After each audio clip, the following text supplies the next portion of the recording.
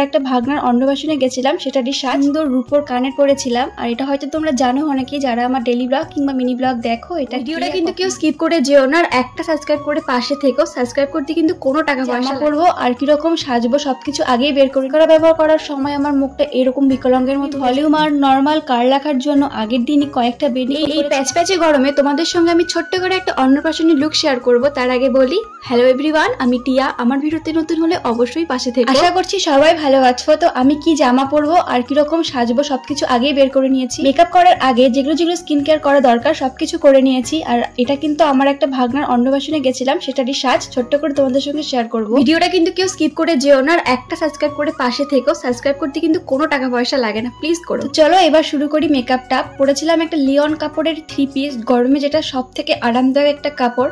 আর কালারটা একদমই light colour. আমি না লাইট কালার বা ডার্ক কালার সব কালারই পরতে পছন্দ করি। গরমের মধ্যে কোনো অনুষ্ঠানে গেলে এরকম লাইট কালার এরকম লিওন কাপড়ে কোনো কিছু ড্রেস খুব ভালো। তো মেকআপ করার আগে আমি সবসময় চুলটাকে ভালো করে হেয়ার ব্যান্ড দিয়ে সিকিউর করে নিই। আর এখানে আমি ব্যবহার করছি ব্লু হেভেনের এই শিমারি প্রাইমার। এটা প্রথমবার ব্যবহার করছি, আর প্রথমবার ব্যবহার করে দেখি এত সুন্দর গ্লো দিচ্ছে। তারপরে কনসিলার, চোখের নিচটা তো আমার খুব সুন্দর, তাই সেটাকে হাইড করার জন্য ব্যবহার করছি।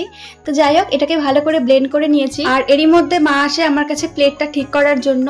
প্লেটটা ঠিক করে আবার বসছি মেকআপ করতে। আর এখানে আমি একটা স্টিক কনসিলার ইউজ করছি। দিনের জন্য এই কনসিলারের শেডটা একদম পারফেক্ট, আমার স্কিনের সঙ্গে একদম ইজিলি ব্লেন্ড হয়ে যায়। আর সবটাকে সেট করার জন্য এখানে ব্যবহার করছি আমি একটা কম্প্যাক্ট। আর এই কম্প্যাক্টটা না প্রথমবার ব্যবহার করছি। তো কম্প্যাক্টের কভারেজটা এত সুন্দর যে কি বলবো। সরি, বলাই হয়নি কি কম্প্যাক্ট, এটা সুগার পাপের কম্প্যাক্ট প্রথম ইউজ করছি। আর তারপরে করছি আমি আইব্রো। আইব্রোটা করে নিয়ে আমি কাজল ইউজ করছি।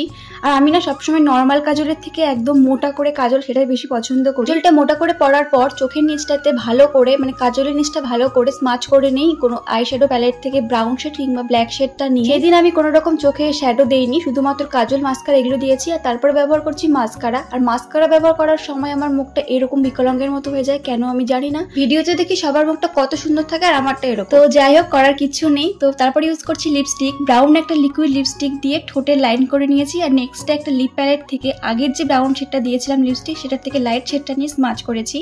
তো আমার একটু লাইট শেড লাগতো, তার জন্য কনসিলার দিয়ে আর একটু ওপর দিয়ে স্মাচ করে নিয়েছি। আর তারপরে যেটা না পড়লে একদমই সাজটা ইনকমপ্লিট থাকে সেটা টিপ। তো টিপটা পরে সেটিং স্প্রে দিয়ে সবটা সেট করে নিয়েছি। সেদিনকে না আমি একটা সুন্দর রূপোর কানের পরেছিলাম। আর এটা হয়তো তোমরা জানো অনেকেই যারা আমার ডেইলি ব্লগ কিংবা মিনি ব্লগ দেখো। এটা কে আর কখন দিয়েছে। চুলটাকে না আমি ভলিউম আর নর্মাল কার রাখার জন্য আগের দিনই কয়েকটা বেনি করেছিলাম। তো ওগুলোই মা আমাকে খুলতে সাহায্য করছিল।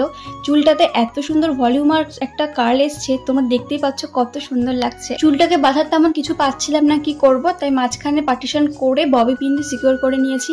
তো সেদিনের সাজটা আমার এইরকম ছিল। আমার না সেদিনের সাজটা খুব ভালো লেগেছিল। তোমাদের কেমন লাগছে প্লিজ অবশ্যই কমেন্টে জানিও। দিনের কোনো হালকা অনুষ্ঠানের জন্য সাজটা কিন্তু একদম পারফেক্ট, খুব সাধারণ। কেমন লাগছে জানিও। তো চলো আজকে এই পর্যন্তই। সবাই ভালো থেকো, সুস্থ থেকো। দেখা হচ্ছে পরের কোনো ভিডিওতে। আর হ্যাঁ, অবশ্যই সাবস্ক্রাইব করে পাশে থেকো। টাটা।